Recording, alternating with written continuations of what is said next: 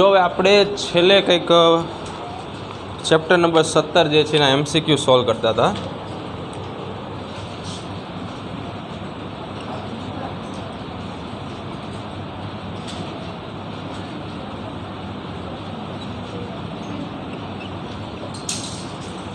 બરાબર.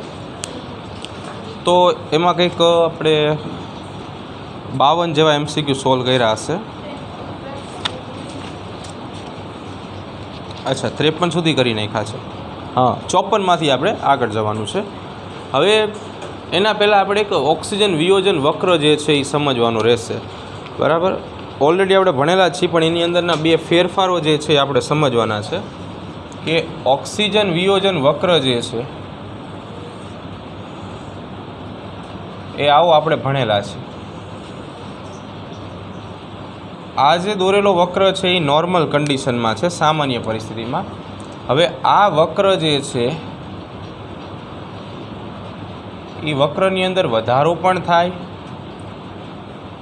અને આવી રીતે ઘટાડો પણ થાય. તો વધારા અને ઘટાડા માટે કયા કયા પરિબળો જવાબદાર છે એની વાત કરીએ આપણે. તો સૌથી પહેલાં આ ઘટાડા માટે આપણે વાત કરીએ કે pH જે છે એ ઘટે, DPG જે છે એ વધે અને તાપમાન જે છે એ પણ વધે. આ આપણે જો કે ટેક્સ્ટબુકમાં ભણેલા છીએ. વધારા માટે આની કરતાં ઓપોઝિટ પોઝિશનમાં જઈ pHનો વધારો, DPGનો ઘટાડો, તાપમાનનો ઘટાડો. બરાબર. જમણી બાજુ અને ડાબી બાજુ વળાંક આપે છે. હવે આના DPG એટલે આપણને ખબર છે. બરાબર. ઘણી વખત 2-3 આવો શબ્દ આવશે હમણાં ઓપ્શનમાં, એટલે ડાયફોસ્ફોગ્લિસરેટો. તો આપણે જે કંઈ જોયા હતા એ MCQમાંથી હવે જે MCQ આવશે આના ઉપરથી આવશે. એટલે બરાબર આ ગ્રાફ જે છે એ થોડોક યાદ રાખશું આપણે. ચાલો, છેલ્લે આપણે 53માં જોયો તો 54ની આપણે વાત કરીએ. જો 54મો MCQ જુઓ. જો pH ઘટે તો HBના વિખંડન વક્રમાં શું થાય? તો જો pHમાં ઘટાડો થાય તો એ આ બાજુ ખસે છે, એટલે એને કહેવાય જમણી બાજુ ખસવું કહેવાય. બરાબર. એટલે 54માં જવાબ શું આવશે? બીજો જવાબ આવશે કે એ જમણી બાજુ ખસે છે. બરાબર. નેક્સ્ટ, વિખંડન વક્ર ત્યારે જમણી બાજુ ખસે જ્યારે તો જો CO2નું સંકેન્દ્રણ ઘટે. હવે આ તમને કહી દઈ કે આની સાથે PCO2માં વધારો થાય તો પણ અહીંયા આવે અને અહીંયા PCO2માં ઘટાડો થાય તો પણ અહીંયા આવે. એટલે જો CO2નું સંકેન્દ્રણ ઘટે, CO2નું સંકેન્દ્રણ વધે છે, ઓક્સિજનનું સંકેન્દ્રણ વધે છે અને H+નું સંકેન્દ્રણ ઘટે છે. તો અહીંયા જવાબ આવશે બીજો, CO2નું સંકેન્દ્રણ વધે ત્યારે. 56મું, ખાલી જગ્યાની હાજરીના કારણે રુધિરમાં કાર્બનિક એસિડનું સંકેન્દ્રણ વધતું નથી. કાર્બનિક એસિડ કેવી રીતે બને છે? તો આપણે જાણીએ છીએ કે H+ અને HCO3- બે ભેગા થઈને H2CO3 કાર્બનિક એસિડ બનાવે છે. બરાબર છે. હવે શું છે કે આપણા રુધિરની અંદર સોડિયમ આયન આવેલો છે Na+. એ Na+ શું કરે છે? આ બાયકાર્બોનેટ સાથે પોતે પ્રક્રિયા કરી નાખે છે, જેના કારણે NaHCO3 બને છે, જેને સોડિયમ બાયકાર્બોનેટ કહેવામાં આવે. અને આના હિસાબે શું થાય કે આની કેપેસિટી ઘટી જાય, બનવાની ક્ષમતા ઘટે. બરાબર. એટલે આપણા રુધિરની અંદર આવેલો સોડિયમ આયન Na+ એના માટે જવાબદાર છે. ચાલો નેક્સ્ટ, 57મો MCQ. ઓક્સી હિમોગ્લોબિન ખાલી જગ્યા તરીકે વર્તે છે. હવે હિમોગ્લોબિન જે છે ખરેખર HB એ સૌથી પહેલાં રુધિરની અંદર આવેલા H+ એટલે એસિડિક આયન સાથે જોડાય છે અને એ HHB બનાવે, જેને કહેવામાં આવે છે હિમોગ્લોબિનિક એસિડ.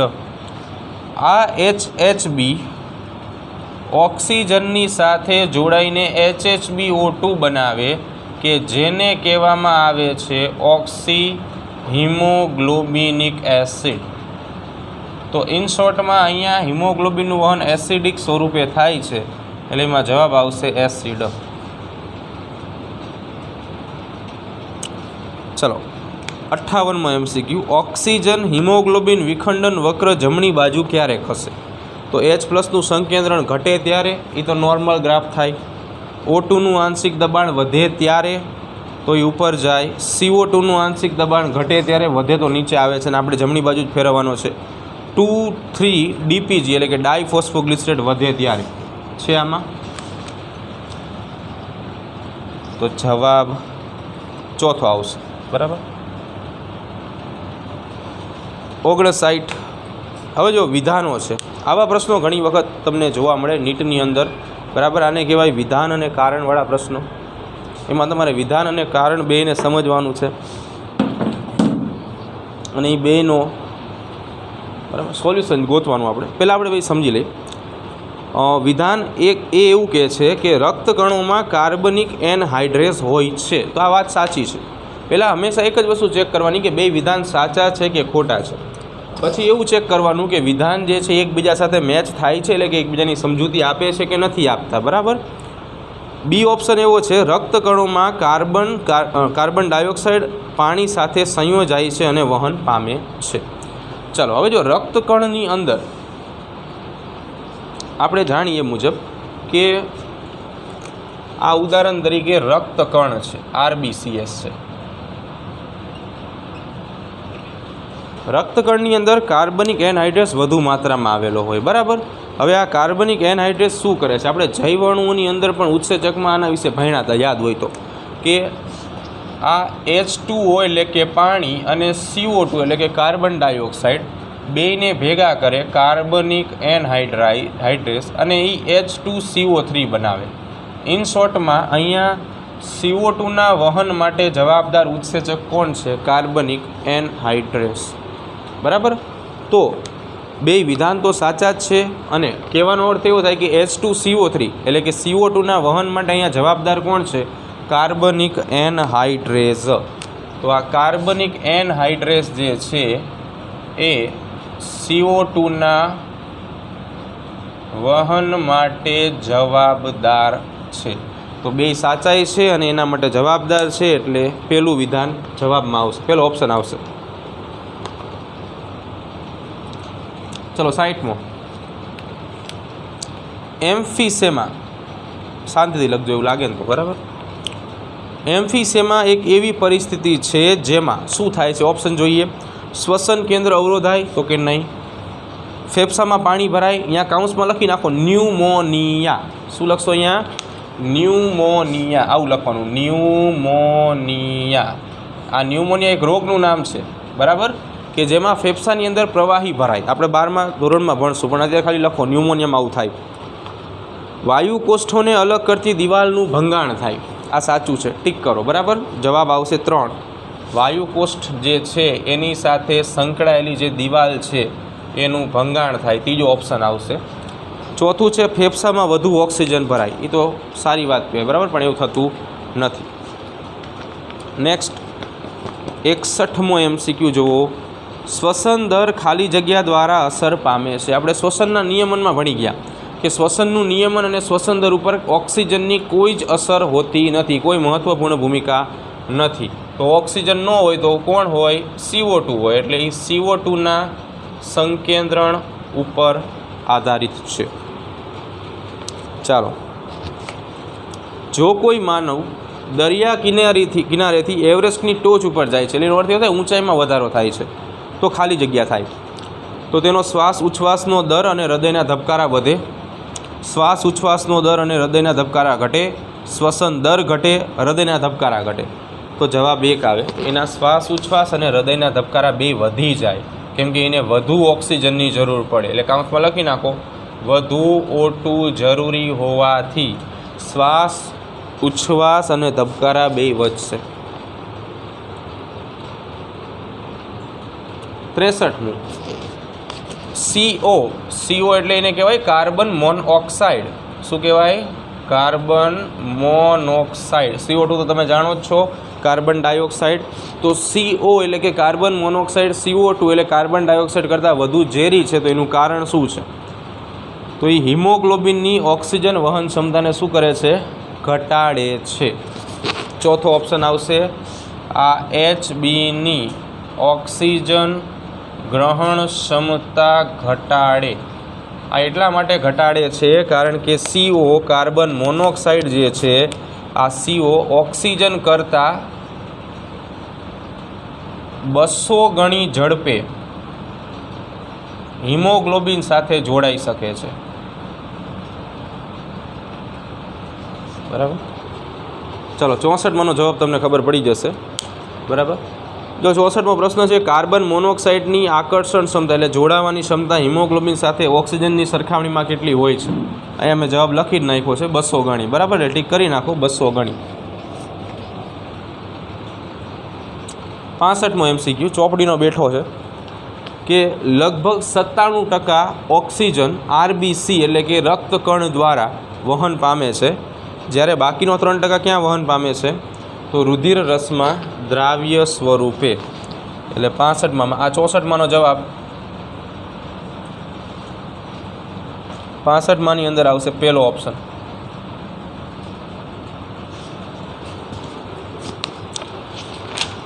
ચાલો પાછળ આવી જાઓ 201 નંબરના પેજ ઉપર. પહેલો MCQ જુઓ, થોડોક સહેલો MCQ છે પહેલો કે માનવમાં ખોરાક અને હવા માટેનો સામાન્ય માર્ગ કયો છે. એટલે કે એક જ માર્ગ એવો કયો માર્ગ છે જ્યાંથી ખોરાક અને હવા બેય વહન પામે છે. તો એમાં જવાબ આવશે કંઠનળી. બરાબર. અમુક સહેલા છે ને જવાબ લખતો નથી, સાથે ટીક કરી નાખજો. કંઠનળી આવશે જવાબ.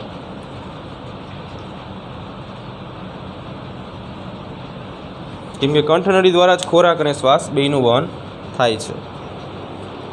બીજો MCQ જુઓ, મનુષ્યના શ્વસન તંત્રના વાહક ભાગનો અર્થ એવો થાય કે જે ભાગે હવા વહન પામે છે એનું કાર્ય શું છે. તો પહેલા નંબર ઉપર બાહ્ય કણોને દૂર કરે છે. તો હા, નાકની અંદર આવેલા નાસિકા રોમનું કામ આ છે બાહ્ય કણોને દૂર કરવાનું. બીજા નંબર ઉપર વાતાવરણની હવાને ભેજયુક્ત બનાવે છે. તો એ તે નાકની અંદરનું શ્લેષ્મ કામ કરી નાખે છે. વાતાવરણની હવાને તાપમાન સમકક્ષ લાવે છે, એટલે થોડીક હૂંફ પણ આપે છે. બરાબર. તો બધું સાચું છે. એટલે જવાબ શું આવશે ઉપરના બધા જ. બરાબર. એટલે જવાબ આવશે 4. લખતો નથી બરાબર, સાથે ટીક કરી નાખજો. જે વધારાનું હશે એ લખશું આપણે. ત્રીજું, જ્યારે શ્વાસ વાહિકાઓ ખાલી હોય ત્યારે પણ તે ચોંટી જતી નથી, તો એ શેના કારણે થાય છે. તો લેસેથિનની હાજરી. લેસેથિન એક ફોસ્ફોપ્રોટીન છે જે કોષ રસ પટલની અંદર હોય. બરાબર. એનાથી આમાં કંઈ ફેર પડશે નહીં. અપૂર્ણ કાસ્થીની કળીઓ, બીજું છે સંપૂર્ણ કાસ્થીની કળીઓ, અને ચોથું છે શ્લેષ્મની હાજરી. તો આપણે ભણ્યા છીએ અપૂર્ણ કાસ્થીની C આકારની કળીઓ. શું આવે? અપૂર્ણ કાસ્થીની C આકારની કળીઓ. તો આવી C આકારની કળીઓના કારણે એ ચોંટી જતી નથી. બરાબર. ત્રીજા નંબરમાં. ચોથા નંબરમાં, નીચેના પૈકી કયા તબક્કાઓ શ્વસનમાં આપણે સાંકળતા નથી. તો વાયુ કોષ્ઠની પટલની આરપાર વાયુનું પ્રસરણ એ આપણે કરી છીએ ઓક્સિજન અને CO2નું. રુધિર દ્વારા વાયુનું દહન. હવે દહનની જગ્યાએ અહીંયા વહન લખી નાખો. બરાબર. દહન ન થાય, વહન આવશે, એ સુધારો કરો. તો એ પણ સાચું છે. ત્રીજું છે શરીરના બધા જીવંત કોષોને પોષણ અને ઓક્સિજન પૂરા પાડવા. જો ઓક્સિજન પૂરા પાડવા શ્વસનતંત્રના હાથમાં છે, પણ પોષણ પૂરું પાડવું શ્વસનતંત્રના હાથમાં નથી. અને કોષો દ્વારા આ ક્રિયાઓ માટે ઓક્સિજનનો ઉપયોગ અને પરિણામ છે ને, ત્યાં લખો પરિણામ સ્વરૂપે CO2ની મુક્તિ. એટલે આન્સર 3 આવશે. બરાબર. ત્રીજો આન્સર એ ખોટું છે, એ સંકળાતું નથી. બરાબર. પોષણ આપણે આપતા નથી. 5મા નંબર ઉપર, ઉચ્છ્વાસ ત્યારે જ શક્ય બને છે જ્યારે. હવે જો વિચારો, ઉચ્છ્વાસની પ્રક્રિયા વખતે શું થાય છે. ઉરોદર પટલ મૂળ અવસ્થામાં આવે છે, શિથિલન અનુભવે છે, જેના કારણે ફેફસાનું દબાણ જે છે એ શું થઈ જાય છે? વધે છે. એટલે અહીંયા ફેફસાનું દબાણ જે છે એ વધુ હોય છે, જ્યારે એની સામે વાતાવરણીય દબાણ જે છે એ કેવું હોય છે? ઓછું હોય છે. એટલે આપણે એમ કહી શકાય કે અહીંયા PCO2 જે છે એ વધારે અને અહીંયા PCO2 ઓછું. હવે આપણે જાણીએ છીએ પ્રસરણની પ્રક્રિયા થાય છે, એટલે પ્રસરણની પ્રક્રિયામાં શું થાય કે વધુથી ઓછા તરફ જ વહન થાય, એટલે આ દિશામાં શું થશે, CO2નું વહન થશે. ચાલો હવે ઓપ્શન સરખાવી લઈએ. પેલું છે ફેફસામાં રહેલું દબાણ વાતાવરણીય દબાણ કરતાં ઓછું હોય, એટલે ફેફસાનું દબાણ ઓછું છે વાતાવરણ કરતાં, આ શ્વાસ માટે સાચું છે. બીજા નંબર ઉપર છે ફેફસામાં રહેલું દબાણ વાતાવરણીય દબાણ કરતાં વધુ હોય, કરો ટીક. બરાબર, ફેફસામાં રહેલું દબાણ વાતાવરણીય દબાણ કરતાં વધુ હોય, ફેફસાનું વધુ આનું ઓછું. બરાબર, વધુ અને ઓછું બીજો જવાબ આવશે એમાં.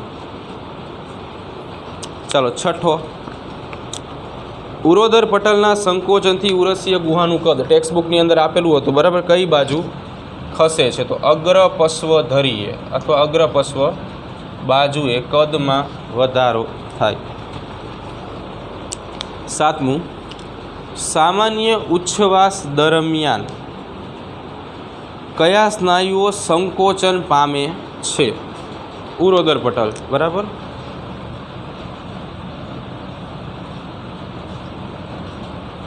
નંબર 8, સામાન્ય શ્વસન બાદ, ધ્યાન રાખજો શબ્દો ઉપર જજો, સામાન્ય શ્વસન બાદ વ્યક્તિ કેટલી કુલ હવાને ઉચ્છ્વાસ દ્વારા બહાર કાઢી શકે છે એને શું કહેવામાં આવે છે, તો ઉચ્છ્વાસ દ્વારા બહાર કાઢવાની પદ્ધતિ EC તરીકે ઓળખાય, એક્સપાયરેટરી કેપેસિટી.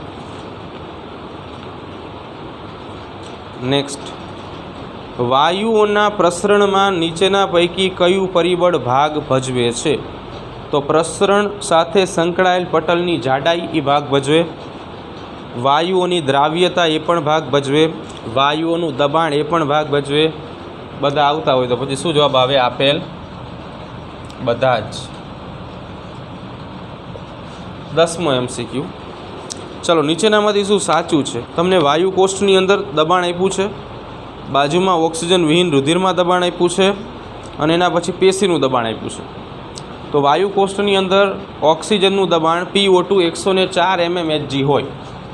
વાયુ કોષ્ઠ માટે શું હોય, PO2 104 mmHg હોય વાયુ કોષ્ઠ માટે. બરાબર છે. બીજા નંબર ઉપર ઓક્સિજન વિહીન રુધિરમાં CO2નું માત્રા 45 mmHg હોય.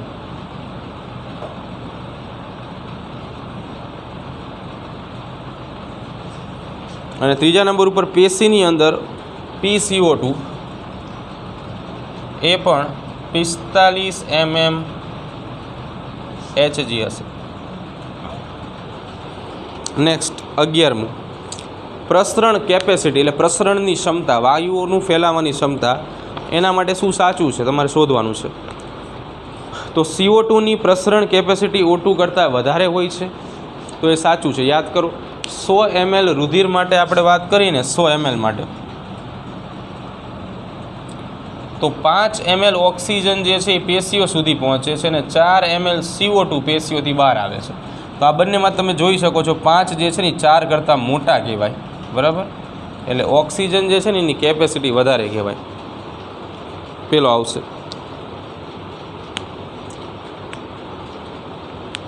બરાબર ને, બીજો જવાબ ટીક કરો, બીજો આવશે.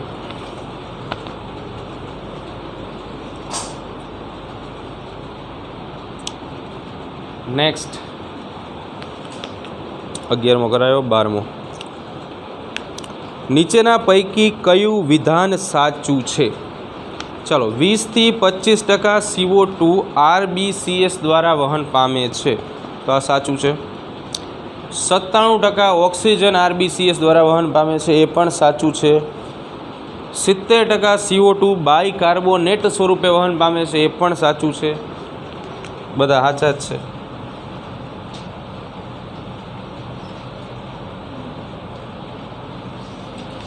તેરમો, હિમોગ્લોબિન સાથે ઓક્સિજનનું જોડાવું એ પ્રાથમિક રીતે શેના ઉપર આધારિત હોય છે. ઓક્સિજન સાથે જોડાવું એ હંમેશા ઓક્સિજનની દ્રાવ્યતા અને ઓક્સિજનના દબાણ ઉપર આધાર રાખે છે. એટલે પ્રાથમિક રીતે તમને પૂછ્યું છે એટલે ઓક્સિજનનું આંશિક દબાણ PO2 જવાબ આવશે. ચલો નેક્સ્ટ, ઓક્સિજનના હિમોગ્લોબિન સાથેના જોડાણમાં કોણ ભાગ લે છે? PCO2 એટલે કાર્બન ડાયોક્સાઇડનું આંશિક દબાણ, H+ આયનની સાંદ્રતા, તાપમાન, બધા ભાગ લે છે. આપણે વક્ર જ્યારે ગુજરાત બોર્ડ માટે દોરાયો હતો ત્યારે આ બધા વિશે ચર્ચા કરેલી હતી, એટલે જવાબ આવશે ABC. 15મું,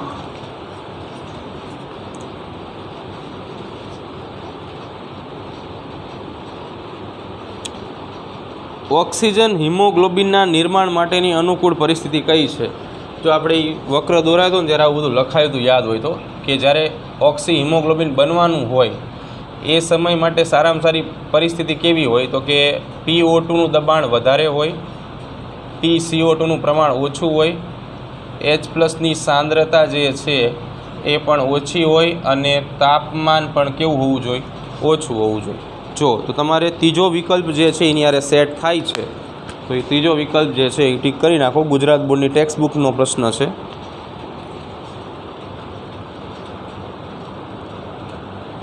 16મો વિકલ્પ, નીચેના પૈકી કયા અથવા કયું વાક્ય કે વાક્યો સાચા છે? પેલું છે રક્તકણમાં કાર્બનિક એનહાઇડ્રેસનું સંકેન્દ્રણ વધારે હોય છે, આ સાચું છે. બીજા નંબર ઉપર છે રુધિરમાં કાર્બનિક એનહાઇડ્રેસનું સંકેન્દ્રણ ખૂબ જ ઓછું હોય છે, એ પણ સાચું છે. પ્રત્યેક 100 ml રુધિર લગભગ 4 ml વાયુ કોષો સુધી CO2 પહોંચાડે છે, એ સાચું છે, આપણે લખાયું છે. 20થી 25% CO2 હિમોગ્લોબિન દ્વારા ઓક્સી હિમોગ્લોબિન સ્વરૂપે વહન પામે છે, એ સાચું છે. બધા સાચા છે, બરાબર, આપણે જ ખોટા છે. તો જવાબ આવશે A, B, C અને D, બધા સાચા વિધાનો છે. 17મું, નીચેના પૈકી કયું કેન્દ્ર શ્વસનને લયબદ્ધ બનાવવાનું કામ કરે છે? તો શ્વાસ ચાલક કેન્દ્ર એની લયબદ્ધતા જાળવે,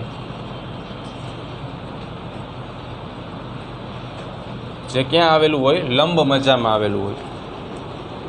નેક્સ્ટ 18મો, શ્વસનને લયબદ્ધ રાખનાર કેન્દ્રની બાજુમાં આવેલું રસાયણ સંવેદી ક્ષેત્ર ખાલી જગ્યા અને ખાલી જગ્યા આયનો પ્રત્યે સંવેદનશીલ હોય છે. તો એ CO2 અને H+ આયન પ્રત્યે સંવેદનશીલ હોય, ઓક્સિજન સાથે કોઈ સંબંધ ધરાવે નહીં. 19મું, શ્વસન તાલબંધ કેન્દ્ર ક્યાં આવેલું? એટલે લયબદ્ધ કેન્દ્ર લંબ મજ્જામાં હોય, પણ એવો ઓપ્શન આપણને આપ્યો નથી, પણ એની જગ્યાએ એક શબ્દ આપ્યો છે મજ્જા પ્રદેશ, તો એ જવાબ આવશે.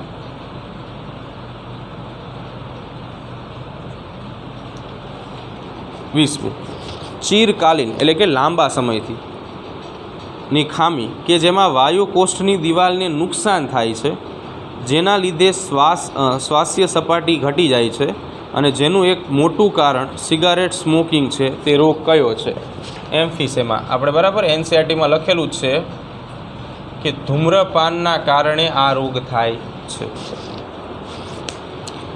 21મું, આપણા શ્વસન તંત્રના વહનના કાર્ય સંબંધિત ખોટી માહિતી પસંદ કરો. ચાલો, વહનની વાત કરી છે. વહનનો અર્થ એવો થાય, જો વહન તંત્ર માત્ર વાયુઓનું વહન કરે છે, બાકીનું તંત્ર જે છે એ શું કરે છે? વાયુનું પ્રસરણ કરે છે, બરાબર. તો જો ભેજયુક્ત હવા બનાવી આ વહન તંત્રનું કાર્ય છે, ઉષ્મીય હવા બનાવી એ પણ વહન તંત્રનું કાર્ય છે. વાયુઓનું પ્રસરણ આ વહન તંત્રનું કામ નથી. નીચેનું હવાનું શુદ્ધિકરણ એ કામ છે કે જે બાહ્ય હવા છે એને શ્વાસમાં લઈને આપણે શું કરીએ છીએ? એને શુદ્ધ કરીશું. 22મું, દબાણપૂર્વકના શ્વાસના અંતે ફેફસામાં હવાનું કુલ કેટલું કદ સમાવી શકાય? તો એ દબાણપૂર્વક બાદ TLC જેટલું કદ જે છે એ સમાવી શકાય. તો TLCનું સૂત્ર શું આવે? TV plus IRV plus ERV plus RV, બરાબર.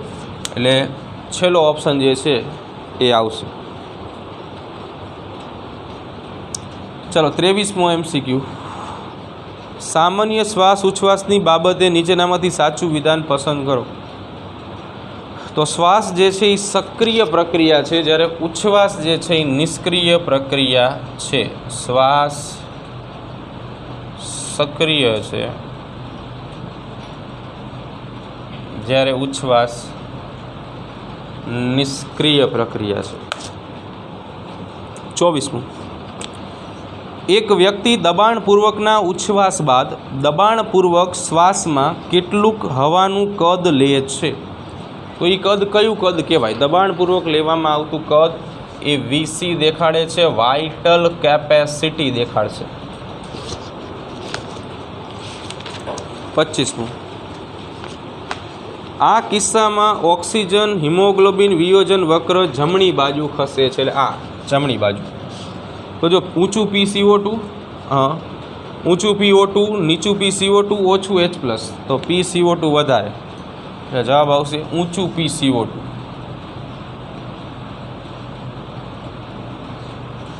26મો MCQ. ચલો, સાચી જોડ જોડવાની છે આપણે પ્રસ્તાવનામાં જે આપણે ભણ્યા હતા, બરાબર એ જ વસ્તુ શ્વસનાંગોની વાત છે. અળસિયું, તો અળસિયામાં શું આવે? ભીની ત્વચા આવે, તો પહેલાંમાં શું આવશે? એ આવશે. બીજું છે સંધિપાત, તો સંધિપાતની અંદર શું હોય? શ્વાસ નળી. હવે અહીંયા શ્વાસ નળીની કાઉન્સમાં લખો શ્વાસ નલિકા. શું લખવાનું છે? શ્વાસ નલિકા. ખરેખર અહીંયા શ્વાસ નલિકાઓ હોય, બરાબર છે. પછી મત્સ્યોમાં શું આવશે? ઝાલરો આવશે. અને વિહગ અને સરીસૃપમાં શું આવે? ફેફસા આવે. ચલો, થઈ જશે. તો જવાબ શું આવશે? બીજો જવાબ આવશે. ચલો, 27મો, મનુષ્યમાં સામાન્ય શ્વાસ ઉચ્છ્વાસ સાથે સંબંધિત સ્નાયુઓની સાચી જોડ જણાવો. તો એમાં ઉરોદર પટલ અને બાહ્ય પાસણી આંતરપાસણી સ્નાયુઓ, આ બે જે છે એ શ્વાસ ઉચ્છ્વાસ સાથે સંકળાયેલ હોય છે. ત્રીજો ઓપ્શન આવશે. 28મો MCQ, એક અકસ્માતમાં એક વ્યક્તિની છાતીમાં છિદ્ર પડ્યો છે. ફેફસાને કોઈ પણ ઈજા વગર તેની કઈ અસર હોઈ શકે? છાતીમાં છિદ્ર પડ્યું છે, એનો અર્થ એ થાય ફેફસાને પાછી ઈજા થઈ નથી. તો કહેવાનો અર્થ એવો થાય છાતીમાં છિદ્ર અને ફેફસાને ઈજા નથી થઈ, એટલે કે શ્વાસ નળીને ઈજા થઈ છે. કેમ કે છાતીમાં ફેફસા ઉપર શું હોય? શ્વાસ નળી હોય, બરાબર. તો હવે શું થાય? શ્વાસ ઉચ્છ્વાસનો દર ઘટે એવું ન આવે. આ પાણીની પાઇપ નથી કે લીકેજ થાય એટલા માટે પ્રેશર ઘટી જાય, બરાબર. શ્વાસ ઉચ્છ્વાસના દરમાં ઝડપી વધારો થાય, આ તો પોસિબલ જ નથી. શ્વાસ ઉચ્છ્વાસમાં કોઈ બદલાવ ન આવે, ખરેખર એવું નથી હોતું, પણ થોડા સમય માટે શ્વાસ ઉચ્છ્વાસ જે છે એ અટકી જાય છે, ક્રિટિકલ કન્ડિશન, બરાબર. એટલે એમાં જવાબ ચોથો આવશે 28માં.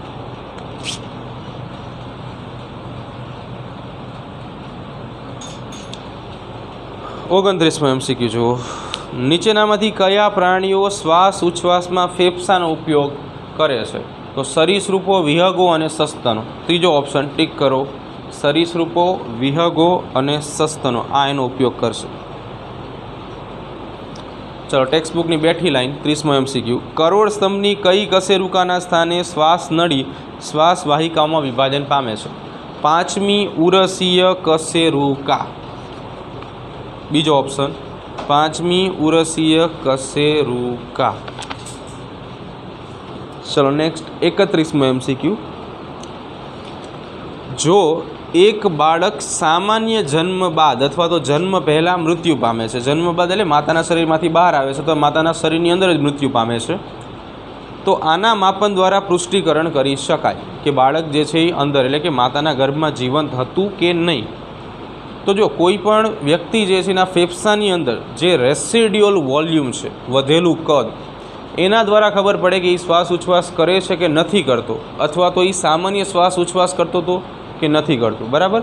એટલે મૃત વ્યક્તિ જે છે, આ તો બાળક છે, એટલે એની અંદર આપણે ખાલી એટલું જ મેઝરમેન્ટ કરવાનું છે કે એ બાળક માતાના ગર્ભમાં જીવંત હતું કે નહોતું, બરાબર. તો એના માટે RV ઉપયોગમાં આવે, રેસિડ્યુઅલ વોલ્યુમ, RV, વધેલું કદ. હા, 31માં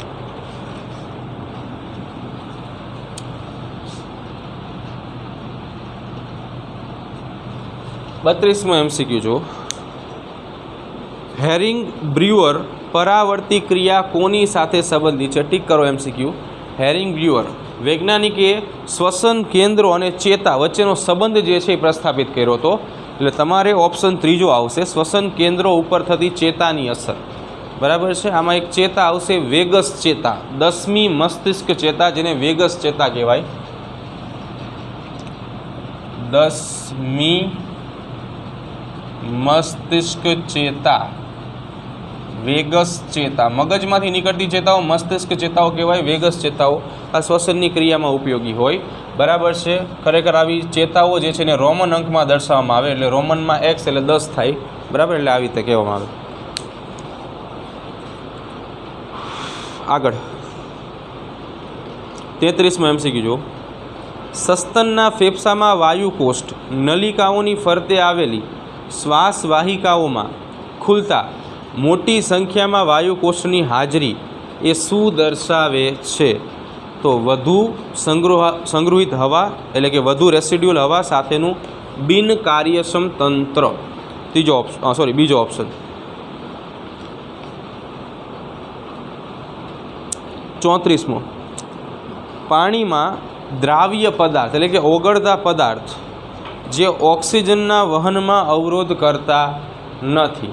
એટલે એવા પદાર્થો કે જે કદાચ પાણીમાં ઓગળી જાય છતાં પણ ઓક્સિજનના વહનને કોઈ અસર કરે નહીં જલીય સજીવો માટે. બરાબર, તો એમાં જવાબ SO2 આવશે.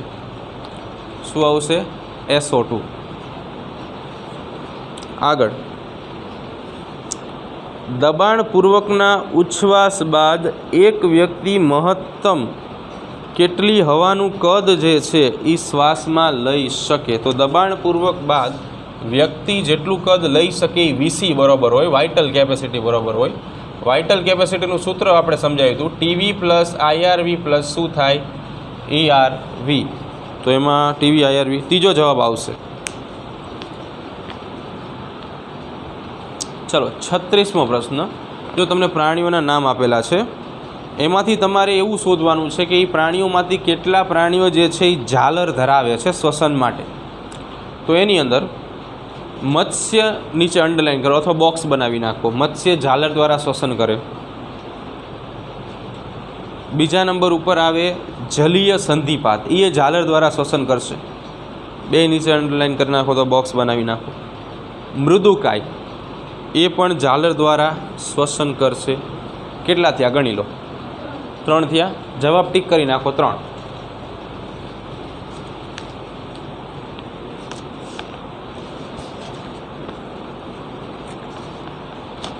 નેક્સ્ટ 37મો MCQ જુઓ. ફેફસામાં RBC અને રુધિર રસ વચ્ચે આયનોની ચોક્કસ ફેરબદલી થાય છે. રુધિરમાંથી CO2નું દૂર થવામાં ખાલી જગ્યાનો સમાવેશ થાય છે. ક્લોરાઇડ સ્થળાંતરણ કરીને આપણે એક ટૉપિક ભણ્યા હતા, જો તમને યાદ હોય તો.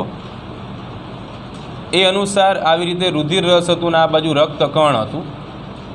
બરાબર, ચેન્જીસ થતા હતા આવી રીતે. ઉદાહરણ તરીકે NaCl જે છે એમાંથી Na પ્લસ અને Cl માઇનસ, અને Cl આ બાજુ જે છે એ KHCO3.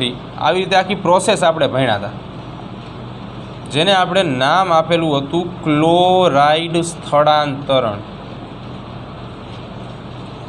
આ એક શબ્દ સ્થળાંતરણ, એમાં શું હતું? ક્લોરાઇડનું વહન થતું હતું. અને બીજા શબ્દ ઉપર પ્રતિસ્થળાંતરણ ભણ્યા હતા. અહીંયા તમને એવું કીધું છે કે CO2નું દૂર થવું.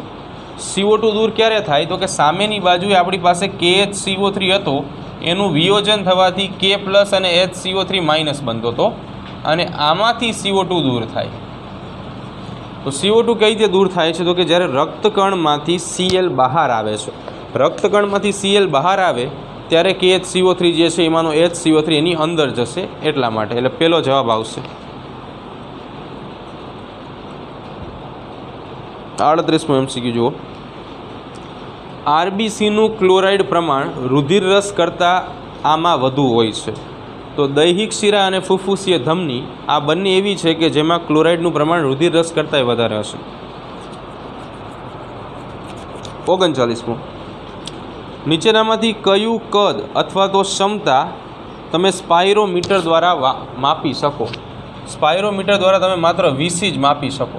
અહીંયા અંડરલાઇન ટીક કરો VC, વાઇટલ કેપેસિટી. 40મું. હેમબર્ગ સ્થળાંતરણ. પહેલાં લેક્ચરમાં આપણે લખાયું હતું, યાદ હોય તો. ક્લોરાઇડ સ્થળાંતરણ અથવા ક્લોરાઇડ શિફ્ટનું બીજું નામ શું છે? હેમબર્ગ સ્થળાંતરણ. એમાં શું થાય છે? તો રક્તકણમાંથી HCO3 બહાર નીકળે અને Cl RBCમાં એટલે કે રક્તકણમાં દાખલ થશે. चलो 41मो, श्वसन स्तर अथवा श्वसन वायुओनी आपले प्रसरण द्वारा करावे छे। तो ऑक्सिजन विहीन रुधिर में प्रसरण द्वारा दाखल थाय छे। तो नीचेनामांथी कारण तमारे शोधवानुं छे। तो कारण एवुं छे के वायुकोष्ठ में अने केशिका में, वायुकोष्ठनी अंदर दबाण जे छे 100 mmHg आप्युं छे, घटता घटता 100 mmHg, अने केशिकाओ एटले के रुधिर केशिकाओ छे एनी अंदर 40 mmHg आप्युं छे। एटले आमां वधारे ने आमां ओछुं होवाना कारणे वायुकोष्ठनी अंदरनो ऑक्सिजन जे छे ए केशिका सुधी पहोंचे छे। एटले 41मां बीजो जवाब आवशे।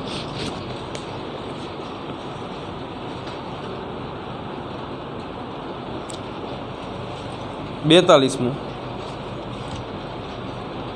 रुधिर CO2 वहन करे छे छतां एसिडिक बनतुं नथी। कारण के CO2 ना वहन में बफर अगत्यनो भाग भजवे छे। बफर केमिस्ट्रीनो शब्द छे, तमे भणशो बफर विषे।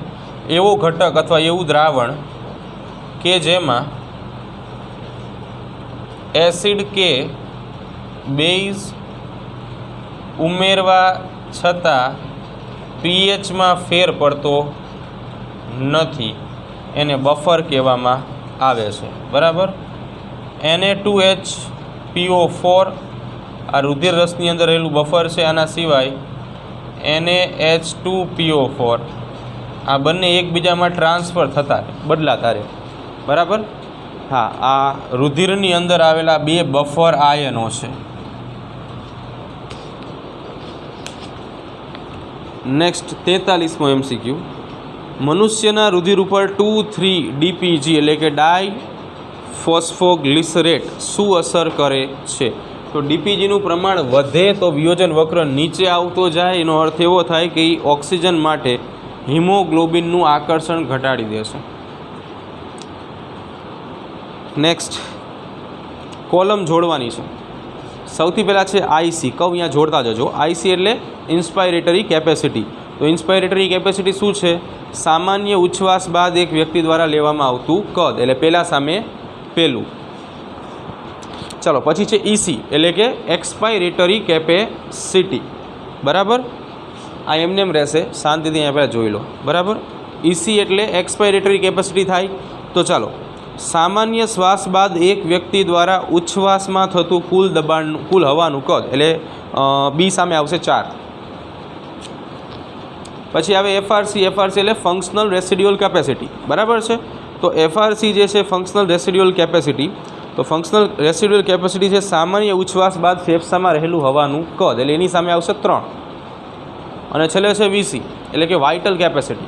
तो वाइटल केपेसिटी शुं छे? तो कि दबाणपूर्वक उच्छ्वास बाद एक व्यक्ति द्वारा लेवामां आवतुं महत्तम कद। तो जवाब आवशे ए में 1, बी में 4, सी में 3, डी में 2। तो बीजो ऑप्शन आवशे। बराबर। चलो 45मो MCQ, तमने एक कोष्टक आप्युं छे, टेबल आप्युं छे, एमां कॉलम 1, 2 ने 3 छे। तमारे एमांथी साची जोड़ पसंद करवानी छे। बराबर। तो पेशीय स्तरे जो पेशीय स्तरे ऑक्सिजन जे छे 40 mmHg अने CO2 जे छे 45 mmHg, ए साचुं छे, एटले पहेलुं साचुं। बराबर। नेक्स्ट छे पहेलुं साचुं, केटलामो छे? 45मो छे, एमां पहेलुं साचुं। बीजुं छे फुफ्फुसीय शीरामां। तो शीरामां PO2 95 mmHg न होय, एटले ई खोटुं छे। दैहिक शीरामां ना दैहिक धमनीमां PO2 40 mmHg न होय, एटले ए खोटुं छे। चौथुं छे वायुकोष्ठमां PO2 104 mmHg, तो ए साचुं छे, एटले पहेलुं अने चौथुं आवशे। 46मुं, नीचेना बंधारणोने तमारे ध्यानमां लेवाना छे अने एने एक क्रममां गोठववाना छे।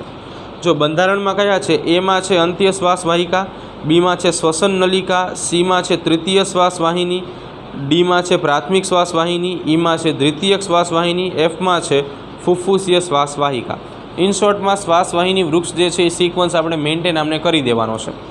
तो सौथी पहला तमे जुओ के आवे सौथी पहला शुं आवे? प्राथमिक श्वास वाहिनी डी, पछी आवे द्वितीयक श्वास वाहिनी एटले के ई, पछी आवे तृतीयक श्वास वाहिनी एटले के सी, डी ई सी, पछी आवे कुल फुफ्फुसीय श्वास वाहिका एटले के एफ, पछी आवे अंत्य श्वास वाहिका एटले के ए, અને પછી આવે શ્વસન નલિકા એટલે કે બી। હજી કદાચ જો વાયુ કોષ્ઠ ઓપ્શન આપ્યો તો છેલ્લે શું આવે? વાયુ કોષ્ઠ। બરાબર। ચાલો 47મો MCQ, નીચેનામાંથી કયો વિકલ્પ જુદી જુદી સપાટી ઉપર ઉરસીય ગુહાને આવરણ માટે સાચી માહિતી આપે છે? તો હાંસડી અને ગરદન, અહીંયા જે હાડકું હોય ને હાંસડીનું હાડકું કહેવાય, આ ગરદનનો ભાગ છે, એ આગળની બાજુ હોય, બરાબર. ઉરોદર પટલ, બરાબર, એ પશ્વ એટલે કે નીચેની બાજુએ હોય, અને પૃષ્ઠ એટલે કે પાછળની બાજુએ કરોડ સ્તંભ હોય. એટલે ચોથો ઓપ્શન આવશે, ટીક કરો. કદાચ હાડકામાં અત્યારે ખબર નહીં પડે તો તમે જ્યારે 20મું ચેપ્ટર ભણશો ત્યારે વધારે ખબર પડશે, બરાબર. 48મો MCQ, A થી D 4 વિધાનો તમારે વાંચવાના છે અને એમાંથી સાચા વિધાનો શોધવાના છે. એ ઓપ્શન એવો છે કે શ્વાસના સમગ્ર સમયગાળા દરમિયાન ઉરોદર પટલ અને બાહ્ય આંતરપાસણી સ્નાયુનું સંકોચન થાય છે. તો એ સાચું છે, ઉરોદર પટલ અને બાહ્ય આંતરપાસણી સ્નાયુનું સંકોચન થાય. બીજા નંબર ઉપર છે શ્વાસ તો જ સામાન્ય શ્વાસ ઉચ્છ્વાસને ઉદરીય શ્વાસ ઉચ્છ્વાસ પણ કહેવાય છે, બરાબર. એ પણ સાચું છે, એટલે અહીંયા બી. નેક્સ્ટ, છીંક ઉધરસ યોગ દરમિયાન શ્વાસ એ સામાન્ય ઉચ્છ્વાસ છે, ઉચ્છ્વાસ એ સામાન્ય ઉચ્છ્વાસ છે જેમાં ICM એટલે કે ઇન્ટરકોસ્ટિયલ મસલ્સ આંતરપાસણી સ્નાયુઓ અને ઉદરીય સ્નાયુનું વિસ્તરણ થાય છે. આ ખોટું છે, બરાબર. તમને છીંક આવે, ઉધરસ આવે કે તમે યોગ કરતા હોય તો એ સામાન્ય ગણાય નહીં. ચોથું, શ્વાસ તો જ થઈ શકે જો ફેફસામાંનું દબાણ વાતાવરણીય દબાણ કરતાં વધારે હોય. ફરીવાર વાંચો, શ્વાસ તો જ થાય જો ફેફસાનું દબાણ વધારે હોય વાતાવરણ કરતાં. જો ફેફસાનું દબાણ વધારે હોય વાતાવરણ કરતાં તો ઉચ્છ્વાસ થાય, બરાબર. એટલે કે પહેલું અને બીજું એટલે કે A અને B બે જ સાચા છે. ચાલો, નીચે બીજું એક ટેબલ આપ્યું છે, એમાં તમારે સાચી જોડ પસંદ કરવાની છે. ચાલો, કદ આવડશે ને બધાના? ટીવીનું કદ કેટલું હોય? 500 ml. પછી શું આપ્યું છે? ERV. ERVનું કદ કેટલું થઈ જશે? 1000 થી 1100 ml થઈ જાય. પછી આપ્યું છે VC વાઇટલ કેપેસિટી. તો એનું સૂત્ર શું હતું? TV plus IRV plus ERV. TV કેટલું હોય? 500 હોય. IRV કેટલું હોય? 2500 થી 3000 હોય. ને ERV કેટલું હોય? 1000 થી 1100 હોય. તો 3000 ને આનું કદ થાય 4000 ml થી 3500 ને 4600 ml, બરાબર. એના પછી જો RV રેસિડ્યુઅલ વોલ્યુમ કેટલું કદ હોય RVનું? તો એનું હોય 1100 થી 1200 ml. ચાલો, હવે તમારે શોધવાનું છે. વચ્ચેની કોલમને થોડીક વખત માટે આપણે સાઈડમાં રાખી લઈએ, બરાબર. ચાલો, TV 500 આપ્યું છે, કદ ઓકે, તો એ સાચું છે. નેક્સ્ટ છે ERV. ERV કેટલું આવવું જોઈએ? 1000 થી 1100, એટલે આપણને 3000 આપ્યું છે, એ ખોટું જ છે. VC વાઇટલ કેપેસિટી કેટલું આવવું જોઈએ? 4000 થી 4600, તમને 4500 આપ્યું છે, બરાબર. સાઈડમાં રાખી થોડીક વાર. RV કેટલું છે? તો કે RV છે 1200 ml, તો એ સાચું છે. ચાલો, 1200 મળી જાય છે. હવે બીજી કોલમ જો, બરાબર. 50% સોલ્વ થઈ ગયો છે MCQ, 50% સોલ્વ આપણે કરવાનો છે. હવે TV, બરાબર, તમને સામે આપ્યું છે EC પ્લસ ERV. હવે એ શું કહેવા માગે છે કે EC શું દેખાડે છે? TV પ્લસ ERV દર્શાવે છે. તો હવે તમારે ટીવીને કરતાં બનાવવું હોય તો શું થાય? EC માઇનસ ERV થાય. તો એ સૂત્ર આપ્યું છે તમને, જુઓ તો સાચું છે, બરાબર. 100% સાચો પહેલો ઓપ્શન છે. બીજા નંબર ઉપર છે ERV. ERV બરાબર તમને આપ્યું છે VC. ચાલો, એટલે એક સૂત્ર VCનું થાય, હમણાં જ આપણે લખ્યું હતું, આ જ છે, બરાબર. VC is equal to TV plus IRV plus ERV, બરાબર. ચાલો, અહીંયા આપણે શોધવાનું છે ERV. તમારે ERV શોધવું હોય બીજા ઓપ્શન માટે તો ERV શું આવે? ERV આવે VC minus TV minus IRV. VC minus TV minus IRV. આ સાચું છે, પણ સામે એનું મૂલ્ય કેવું છે? ખોટું છે, એટલે એ ઓપ્શન નહીં આવે. ચાલો, ત્રીજો, VC બરાબર શું થાય? તો કે જો VC બરાબર આવું આપણે ભણ્યા, VC બરાબર TV plus IRV plus ERV થાય. આપણને શું આપ્યું છે? IRV આપ્યું છે, ERV આપ્યું છે ને RV આપ્યું છે. RV આવે નહીં, એટલે ભલે આનું કદ સાચું છે પણ આ 50% ખોટો ઓપ્શન છે. હવે છેલ્લે RV ઉપર જઈએ તો FRCનું સૂત્ર હતું, યાદ હોય તો FRC ઇઝ ઇક્વલ ટુ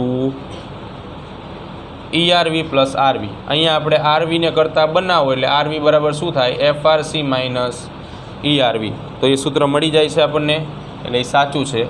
એટલે પહેલો ઓપ્શન અને ચોથો ઓપ્શન બે 100% સાચા છે, એટલે જવાબ 4 આવશે, ડી.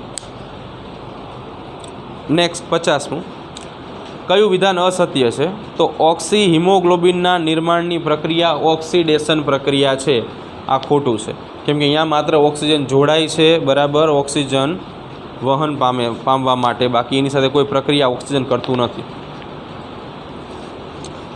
51મો પ્રશ્ન, સાચી જોડ તમારે પસંદ કરવાની છે. સ્વર પેટી ધ્વનિ અંગ છે, અવાજ ઉત્પન્ન કરે છે, તો એ સાચું છે, બરાબર, પેલું સાચું આવશે.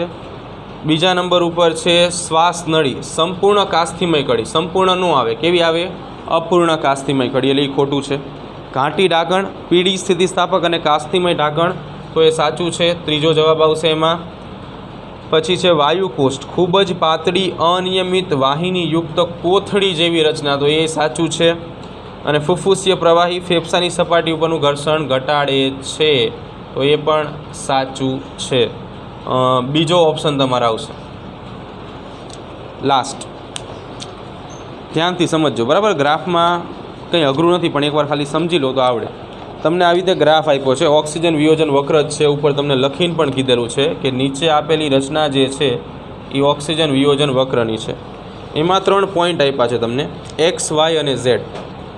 ઉદાહરણ તરીકે આ એન્ડ પોઈન્ટ એક્સ આપ્યો છે, આ પોઈન્ટ વાય આપ્યો છે અને આ પોઈન્ટ ઝેડ આપ્યો છે. હવે તમારે જોવાનું છે, જો ઓક્સિજન વિયોજન વક્ર કેવા શું માગે છે. અહીંયાથી એની શરૂઆત થાય છે, સ્ટાર્ટિંગ પોઈન્ટ છે, ધીરે ધીરે આ દિશામાં આગળ વધે છે, એટલે આટલો પોર્શન જે છે ને એમાં ધીમે ધીમે ઓક્સિજનનું મૂલ્ય વધે છે, જોડાણ વધે છે ને HB સાથેનું. આ મૂલ્યમાં અહીંયા જે વધતું જાય છે, અહીંયા કન્ટિન્યુઅસ અહીંયા સુધી વધતું જશે, અહીંયા થોડુંક એવું સ્ટેબલ થશે અને અહીંયા સાવ સ્ટેબલ થઈ જાય છે, એટલે અહીંયા સંતુલન અવસ્થાએ આ પહોંચી જાય છે. ચાલો, હવે સૌથી પહેલાં છે એક્સ, સંતુલન અવસ્થામાં, એટલે કે ધરાઈ જાય, હિમોગ્લોબિનના જેટલા અણુ હોય એટલા સાથે ઓક્સિજનના અણુ જોડાઈ જાય, એવું તમને ક્યાં જોવા મળે? તો કે જ્યાં સૌથી વધારે શુદ્ધ રુધિર હોય ત્યાં.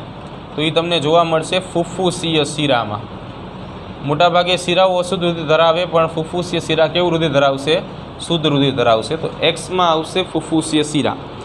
પછી વાયુમાં આવું, વાયુ જે છે એમાં ધીમે ધીમે ઘટાડો અનુભવાય છે, તો ફુફ્ફુસીય શિરા સાથેનું જોડાણ કોણ ધરાવે છે? દૈહિક શિરા, વાય. નેક્સ્ટ, હવે જો ઝેડ માટે, હવે બધા ઓપ્શન આપણે જોતા જઈએ તો પહેલા ઓપ્શનમાં એક્સ બરાબર ફુફ્ફુસીય ધમની છે. ફુફ્ફુસીય ધમની તો ઓક્સિજન વગરનું રુધિર ધરાવે, એટલે ઓપ્શન જ ના આવે, બરાબર. પછી બીજા નંબર ઉપર છે દૈહિક ધમની છે. દૈહિક ધમની વિવિધ કોષોને ઓક્સિજન આપશે, એટલે એની અંદર પ્રમાણ ઓછું હોય. ઝેડમાં જુઓ કસરત દરમિયાનની દૈહિક શિરા, કે જેમાં ઓક્સિજન વધે, ઝડપથી વધે.